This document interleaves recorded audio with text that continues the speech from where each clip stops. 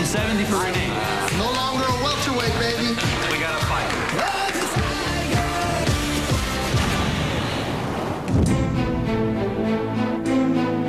This is it. Got a big fight tonight.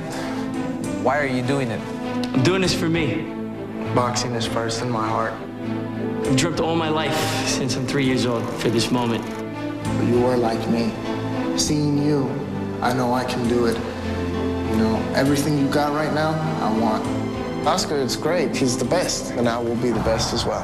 Thing, but you can't teach him a heart. I'm walking the path of the righteous man. The only person that can beat me is me. I want to ask you guys to wear the red headband. We don't jerk your chain, man. And tell you that you're winning if you're not. You know what I mean? Julio Cesar Chavez started wearing the red headband. He got that Aztec warrior blood. The red headband is supposed to bring good fortune and ward off evil spirits. Makes me feel like going to war. This is it, baby. This is it tonight. Beat on him like a bass drum, man. Rough him up. When you're in that ring, you're in it to win. You mean me asking you if you're okay every 5 seconds isn't annoying? No, that's not helping. But don't freak out. My nose starts bleeding. I'll miss him when he's gone. You're the champ, okay? All right. You're just defending the title. Thank you again for coming. Well, thank you for I love you.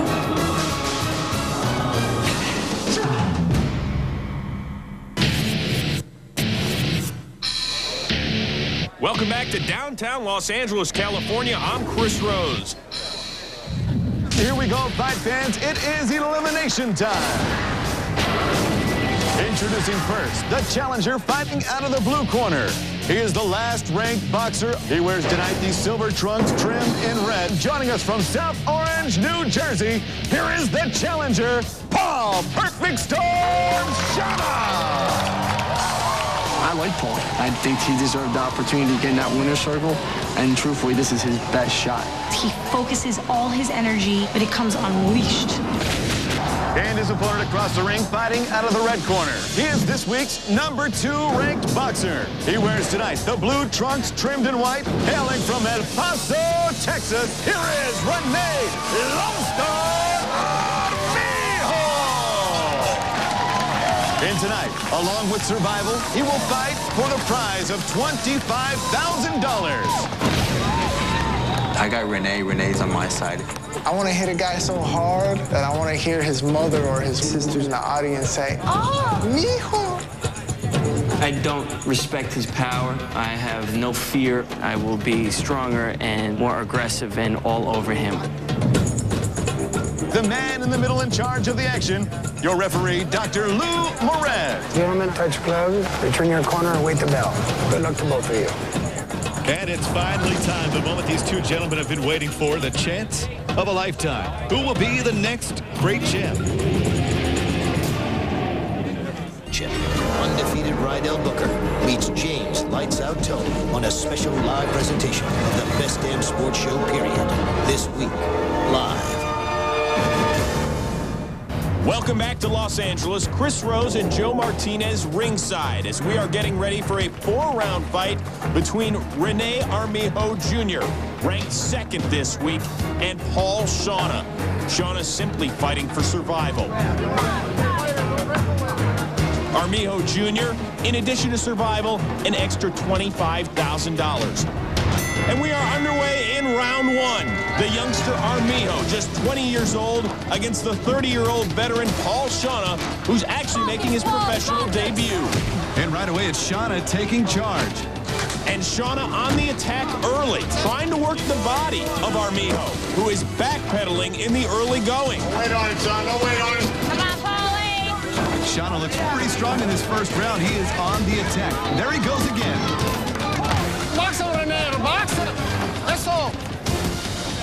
But Shama again trying to work the body, and now a shot to the head.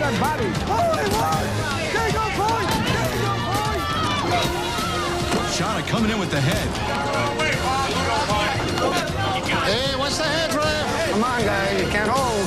Dr. Lou Moret stepping in, separating the boxers, but it is Shama once again trying to land some sort of combination. This is what we expected out of Shama, to come out right away fighting.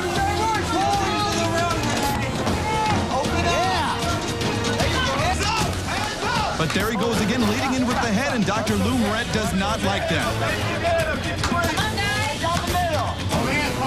Oh, a solid right by Shauna, and now a right and a left and a right. A great combination by Paul Shauna thrown here late in round one, and that will do it. Flexing the power early on, Shauna. The perfect storm looked great in that first round. Hey, this guy's tired, right? Now start getting your combinations off. Armijo, just 20 years old, now getting words of encouragement from his corner man, the Hall of Famer, Lou Duva. You're doing well. I got you winning that first round. Paul Shauna, when he was sparring against Gilbert, went only 2 rounds. He tired after that and flat out quit. Will that happen now in the fight of his life against Rene Armijo Jr.? Hold those hands up, okay? Don't be a sucker for no punches. And Armijo might have been working a game plan in that first round. Try and fill Shauna out, see what he has, and then turn it on. But he's got to remember, it's a 4-round fight. He can't afford to give up too much. 2-3 punches? Right, let me see you do it, okay? Shauna, the self-proclaimed pretty boy, a clothing designer. He said he doesn't get the respect he deserves. And we are underway in round 2. First round, very impressive for Paul Shauna. And he comes out again on the attack. What is it going to take to wake Armijo up? When is he going to fight? Paul Shauna's sister, Stephanie, essentially the boxing backbone of this family. And Dr. Lou Moret once again separating the two. Armijo finally starting to fight back. Here he comes. Shauna starting to dip his head, and that shows fatigue. He exerted a lot of energy in that first round. Does he have enough to move on? It's a 4-round fight. And his father, who has sacrificed so much to see his son get a shot at glory, must be so proud in that corner.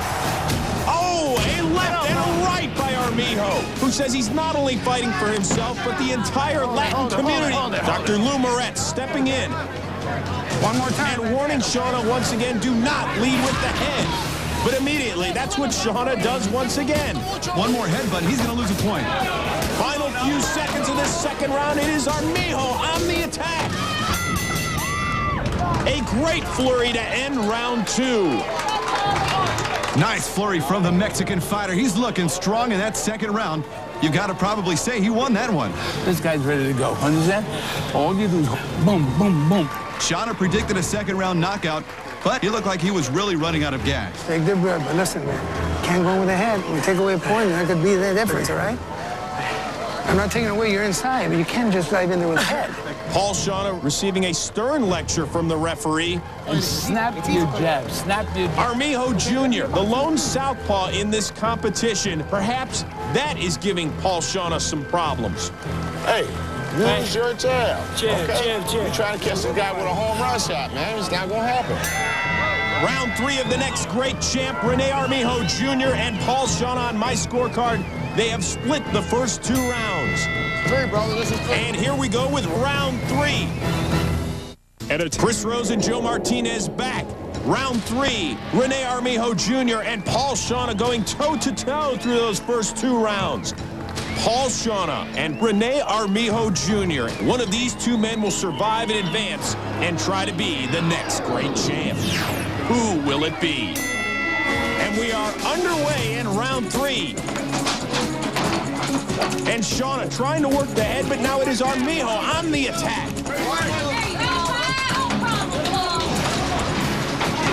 And look at the confidence in Armijo. You can see it now. Armijo, he says every time he steps into the ring, he is representing the Latin community. Oh, and it's the 20-year-old working the head. How much does Shauna have left in that fuel tank? You can see him wearing down. He was strong in round 1. He weakened a bit in round 2, and here exposing himself to the right and the left by Armijo. Shauna starting to tire. This is not the Shauna we saw in round number 1. He clearly looks like he's out of gas. Armijo only getting stronger. And here he comes again, another flurry. The youngster, wide-eyed and on the attack. Snap that jab, snap that jab. This is a totally different fighter than we saw in the first round. Oh, shot after shot to the head of Shauna. How much more can he take? Look at this. What's happening to Paul Shauna? Nearly collapsing. And now he's just hanging on for life. Will this be it for Paul Shauna? Stop. That's going to do it. A 3rd round TKO And you can hear him shouting, "Who's next? Who's next?" Renee Sr. loving it, and look at this.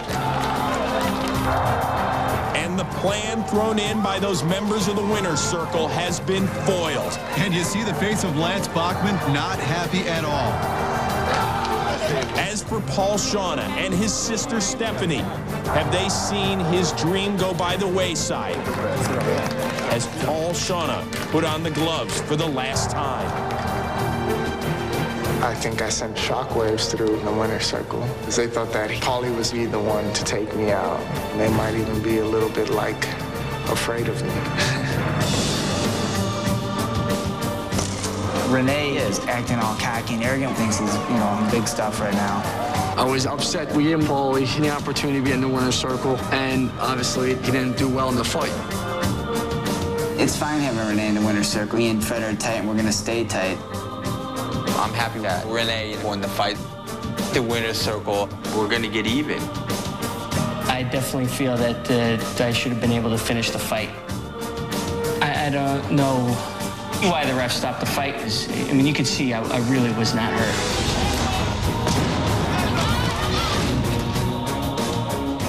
I would have won that fight. There's no way I was going down. Next week on an all-new Next Great Champ. It's been building for 4 weeks. Now, rivalries are about to ignite into a full-scale war. I hit you so hard that I could kill you. So what are you threatening me now? We can spar at any time. One of us needs to leave the loft.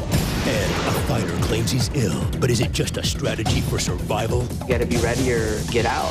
Plus, you won't want to miss the final 5 minutes of the most controversial elimination bout yet. Next Tuesday on the Next Great Champ.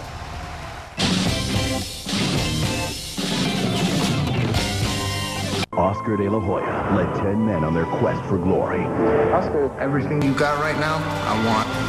In a surprise move, Fred and Dave, the top dogs in the winner's circle, got to choose who would fight for survival. There's a little twist to it now. They spared their enemy Gil. I think this man right here, he needs to humble himself a little bit. In favor of their friend Paul. Me and Fred believe that you're going to do this. No, I know I'm gonna win. I've already won. But the winner's circle plan backfired when Renee sent home Paul Shauna with a TKO. Happy that Renee won the fight. We're going to get even with the winner's circle. Tonight, a bitter rivalry has been brewing all season. I'm the type of that will take off on your ass. So are you trying to threaten me or something? When the gloves come off, all hell breaks loose. If you got something to say to me, say it to me like a man. We can spar at any time. One of us needs to leave the loft. I ain't only gonna beat him by points, I'm gonna break his jaw. You want to turn, little girl? Go get your panties. Get the hell out of here. And one man will walk away from boxing forever. Plus, the final 5 minutes will reveal the most controversial elimination bout yet. The fight to become the next great champ starts right now. They're 12 rising boxers in the fight of their lives. But they're not doing it alone. Now, Oscar De La Hoya will turn one of them into the next great champ.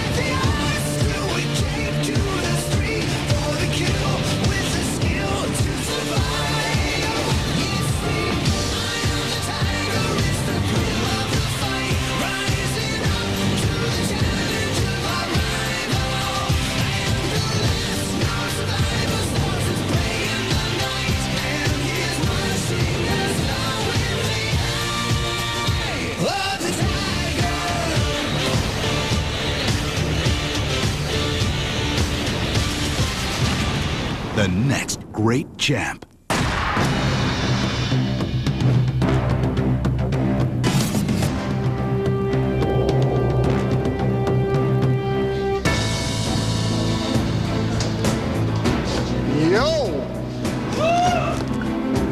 Everybody's watching me.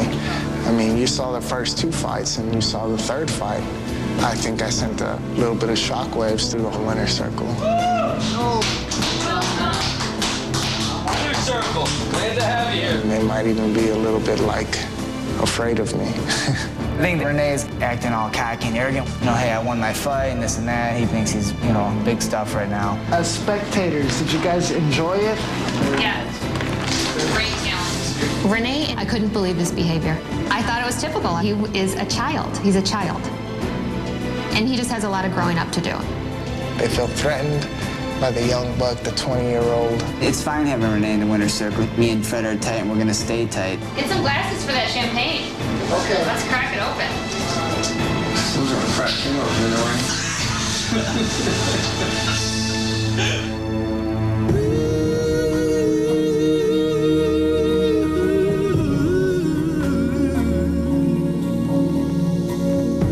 My name is Otis Griffin, a.k.a. the Hand of God. I'm always talking to God. I'm always on the phone with the Lord. I carry the spiritual essence of God in the ring with me because it's like an honorable thing for me to fight somebody. It's kind of like the old Egyptian gladiators. I'm not there to destroy you or belittle you. We're simply there to fight in honor and may the best man win. At home, my average day, I wake up at 5:30. I run 7 miles, wake my little girl up, drive her to preschool. I train for 3 hours a day, and then from there, I go down to my job, where I'm a correctional officer. I've been in the top 3 for 3 weeks now, but I honestly think that nobody's picking me because they haven't been able to find a weakness in me. They want to make it to the end of the competition, and they definitely want me to be the last fight because they know it's going to be a brutal one. Everybody's scared of that. You know, they seem like, oh my God, look at him, he's so strong. He's in shape. Wow, look at him, he's a monster. But honestly, I see a lot of openings. He's definitely beatable. He thinks he's like this unbelievable talent, but straight up, he's really green. Otis hits hard, and he really hits hard, and he knows he hits hard. Otis, take your time. He has a little bit of a temper. Take your time, man. What you gotta do, control your temper. When I was fighting, that's the first thing I do, get in your head. Fight under control anger.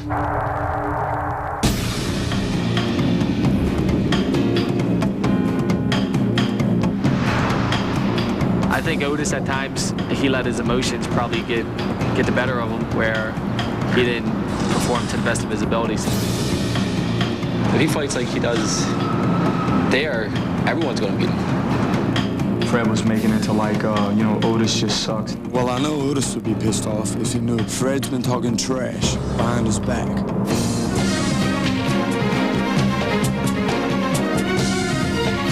Today, I'm not feeling too good. Jimmy's feeling under the weather. His body's just fatigued. We haven't had too much rest out here. It's just kind of like survival of the fittest. I'm not like nauseous and throwing up, I'm just real weak. Like walking, I get like out of breath just to shower and stuff. It sucks. I gotta hit the shower. Yeah, man. People have gotten breaks now, but it's getting down to the grind, so it's time that no one gets breaks. You gotta be ready or, get out. I woke up the day of the competition and I was saturated in sweat. And I wasn't able to compete in the competition. I thought it'd be wise to go ahead and get checked out.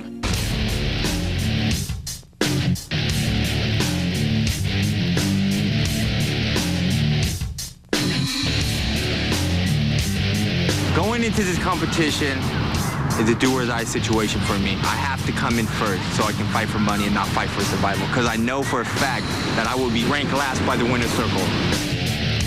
I wanted him to win because I was afraid that he may be ranked last and that I do not want him to have to go into the ring and fight for free. Okay, guys, welcome to the beach. Well, I walked up to the beach and I saw these barrels and I had no idea what I was getting into. Today, we're going to test your overall body conditioning. To get in shape for his fights, my man Oscar runs on the beach in heavy work boots. And we're going to try something like that today. Here's what's going to happen. You'll each be given 2 bags and a shovel. Your job is to carry as much sand as possible to the other side, dump it out, and try to tip your scale. First person to tip the scales will win your competition. If you win, you'll be $10,000 richer. More importantly, you'll be #1 ranked boxer for the week. As you know, Jimmy Mitch is feeling ill today, so he's gonna forfeit the competition. Pareja, Bachman, Armijo, you won your fight. You're already in winner's circle. Let's go work on your tans. Everybody else, line up. We do have our eyes on some people that we're going to seriously consider ranking in the last place spot. I'd like to see what Gil has to bring to the table. I think they fear facing me in the ring. I think I'm more of a threat than anybody else here for them. If they can eliminate me without having to fight me, I think that'd work in their favor. On your mark, get set.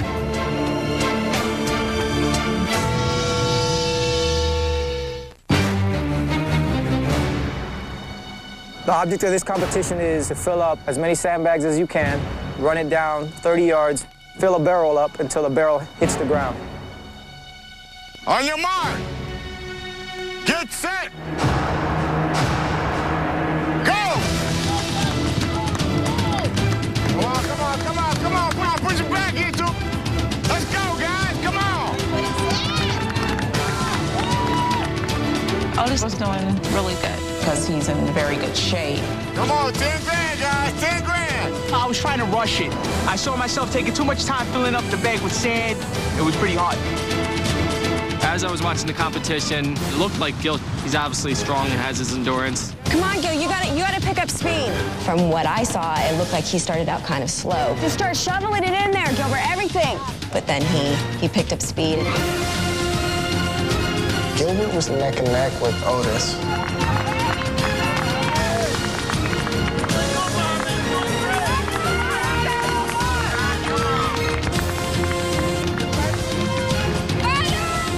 Mike's letting his emotions get to him, and if he lets that happen, he's not gonna do good.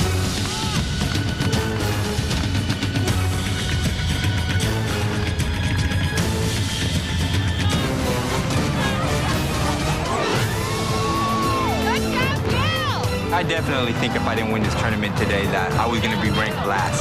So that was a big motivation factor for me to come through and give it 100%.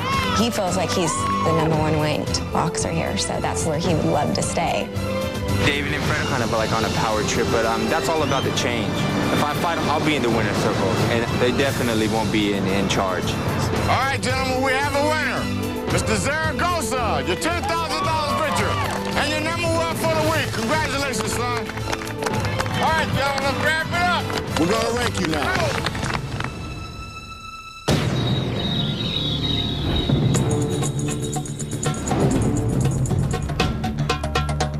All right, Tommy, Lou, we have to rank them. Lou, you know this kid, Otis Griffin. I'm really disappointed that he didn't win this competition. Tommy, I mean, this guy really wants it. He's been showing that he can train hard, he's got the mind.